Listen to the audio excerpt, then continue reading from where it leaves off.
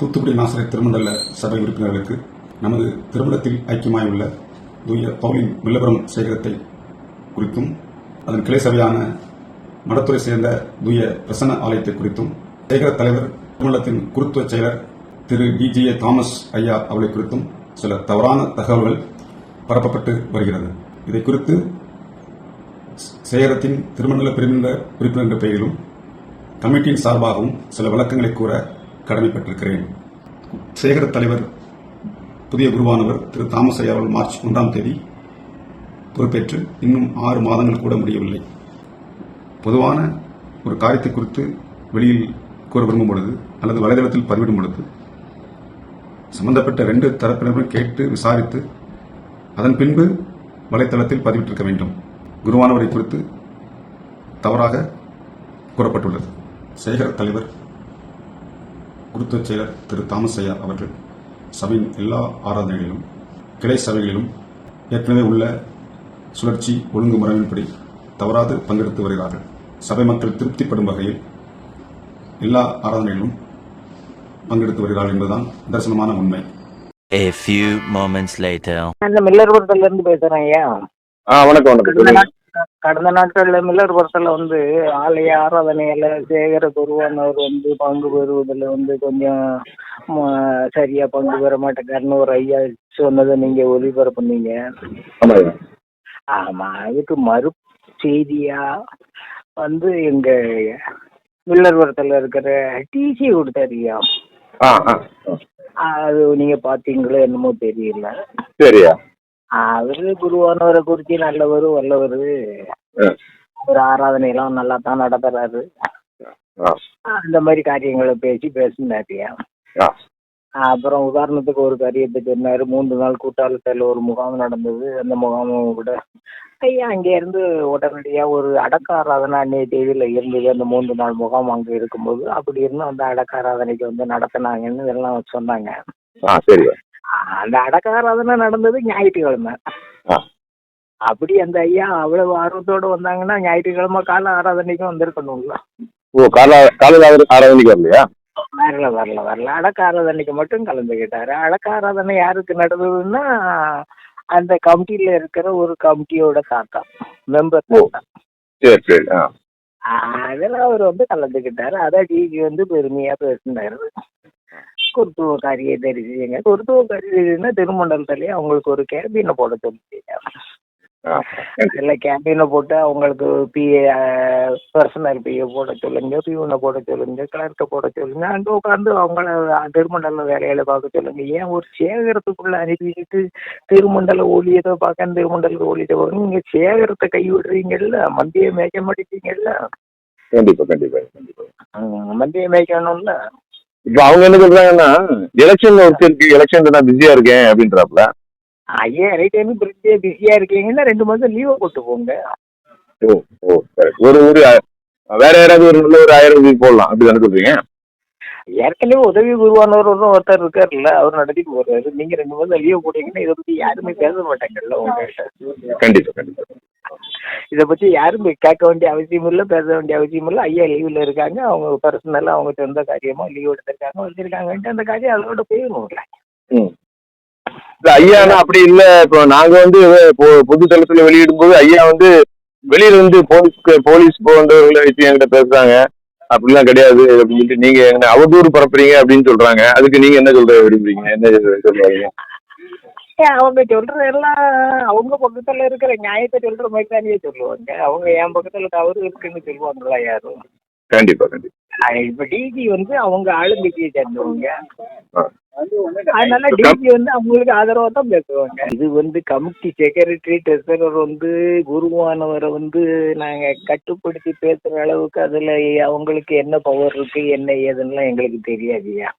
அதனால அதை நான் உங்களுக்கு தெரியப்படுத்துறேன். மேலும் அவங்க டிஜி சொன்ன வார்த்தை முற்றிலும் தவறான ஒரு வார்த்தை.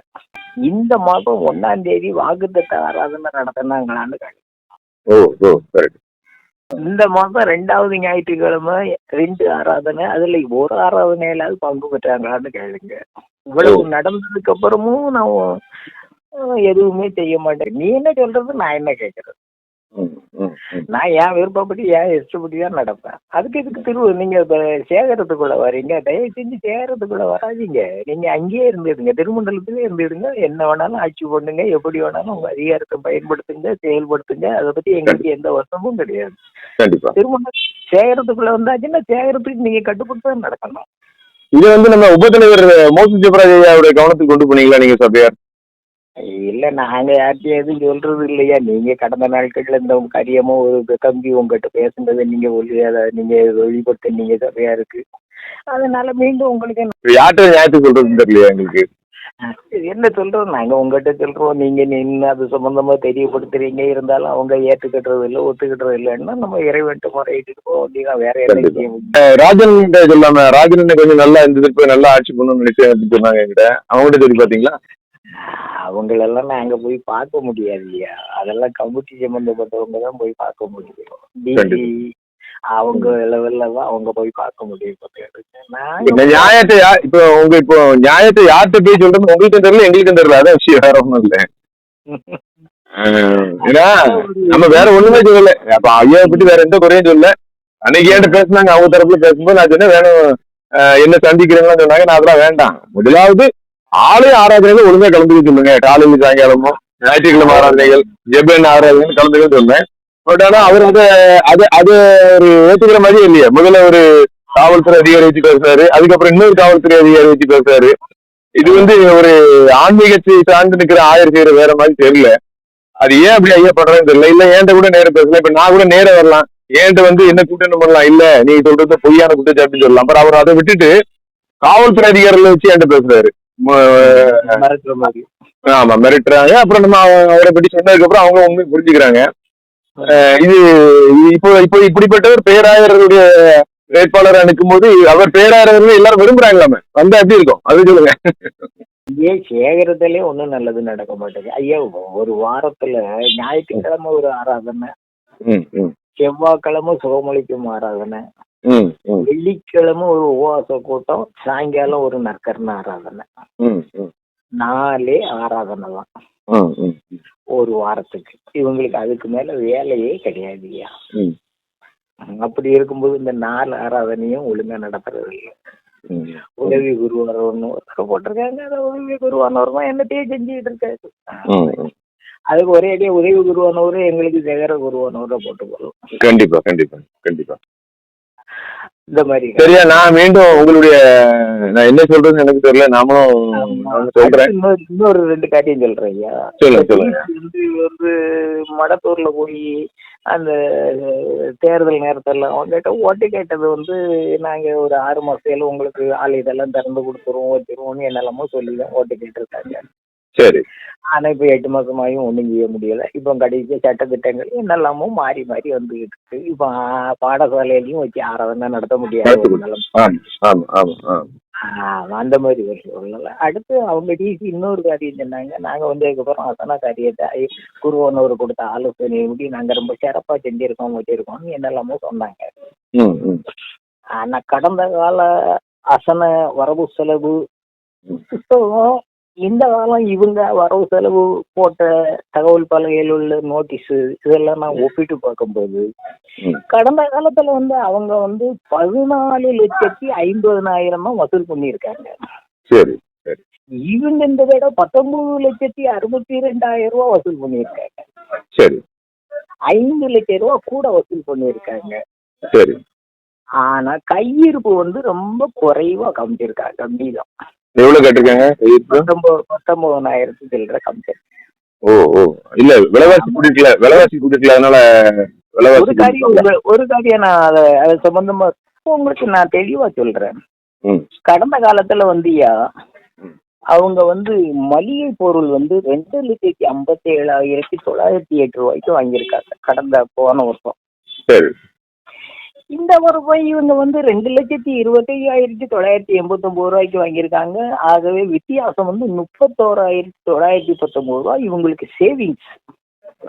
அவங்களோட இவங்க குறையத்தான் வாங்கியிருக்காங்க. விலைவாசின்னு சொல்றீங்கல்ல, அதுக்காக காய்கறி 1,10,10,000 ரூபாய்க்கு வாங்கியிருக்காங்க அவங்க கடந்த காலத்துல. இவங்க 81,768 ரூபாய்க்கு தான் வாங்கியிருக்காங்க. அதுல 38,232 ரூபா வித்தியாசம். சரி சரி சரி. சமையல் கூலி போன தடவை அவங்க 1,62,700 ரூபா கொடுத்திருக்காங்க, ம் ம் சமையல் பாத்திரம் உள்பட. சரி. இவங்க இந்த தடவை சமையல் கூலி 1,25,000 தான் கொடுத்திருக்காங்க. அதுல இவங்களுக்கும் அவங்களுக்கும் 37,000 ரூபா வித்தியாசம். அப்புறம் ஒலி அமைப்பு அவங்க 1,40,000 ரூபா செலவு பண்ணியிருக்காங்க, இவங்க 1,05,000 தான் செலவு பண்ணியிருக்காங்க. 35,000 ரூபா வித்தியாசம்.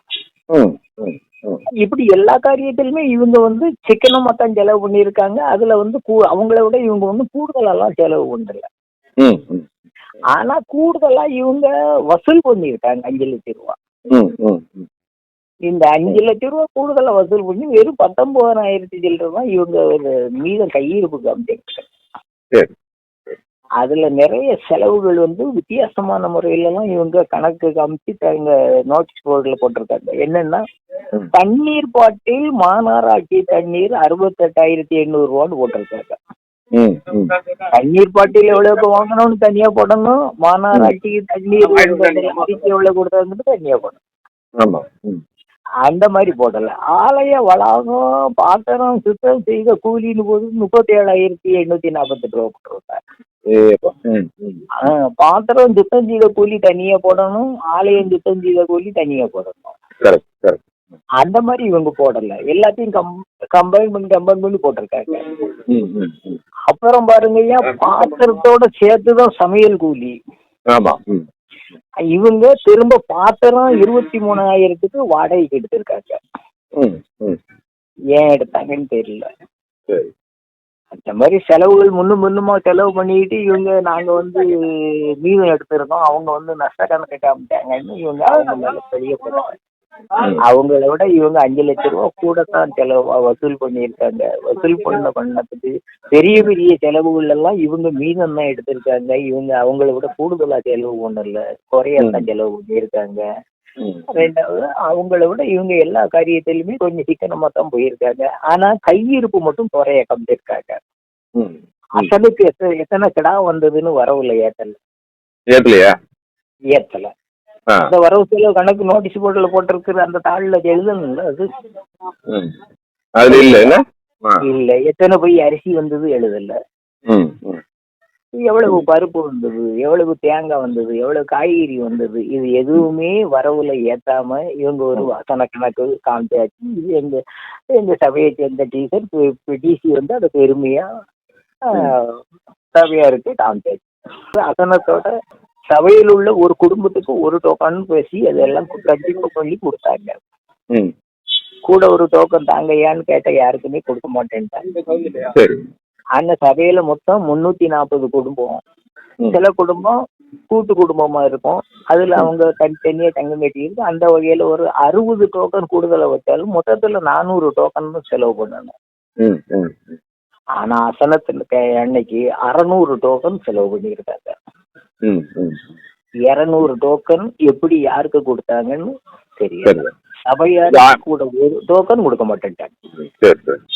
அது ஆயர்களுக்கு சொல்லுவாங்க, ஆயர்கள் மற்றும் முக்கிய விருந்தினர்கள் சொல்லுவாங்கன்னு நினைக்கிறேன். அதுக்கு 200 டோக்கன் ஐயா, ரொம்ப மன வருத்தத்தோட அதெல்லாம் சொல்றேன். இந்த மாதிரி எங்க டிசி வந்து அது பெருமையா பேசிக்கிட்டாரு. அவ்வளவுதான், அவங்ககிட்ட ஒரு தகவல் சொல்லுவோம். சரி, நல்லது. ஆண்டவர் சொல்றாரு, கர்த்தர் நல்லவர். என்னத்தை ஆண்டவர் உன்னிடம் எதிர்பார்க்கிறார்? மீகா தீர்க்கதரிசி என்னத்தை எதிர்பார்க்கிறார்? மில்லர்புரம் சபையின் ஆயர் ஆராதனைக்கு வருவாரா என்று சபை மக்களும் ஆண்டவரும் எதிர்பார்க்கிறார்கள் ஐயா.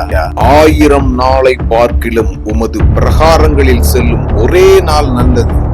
ஆகாமிய கூடாரங்களில் வாசமாயிருப்பதை பார்க்கிலும் என் தேவனுடைய ஆலயத்தின் வாசற்படியில் காத்திருப்பதையே தெரிந்து கொள்வேன் என்கிறான் சங்கீதக்காரன் தாவீது. ஆனால் தனக்கு கொடுக்கப்பட்ட சேகரத்தில் ஆயர் என்ற முறையில் ஆராதனைகளில் கூட கலந்து கொள்ள முடியாத இந்த ஆயர் பேராயராக மாறினால் திருச்சபை திருமண்டலம் எப்படி இருக்கும் என்பதை நீங்களே உணர்ந்து சிந்தித்து நிதானித்து செயல்படுங்கள். கண்கள் இரண்டில் அருள் இருக்கும், சொல்லும் கருத்தினில் ஆயிரம் பொருள் இருக்கும். உள்ளத்தில் பொய்யே நிறைந்திருக்கும், அது உடன் பிறந்தோரையும் கருவருக்கும். போயும் போயும் மனிதனுக்கு இந்த புத்தியை கொண்டு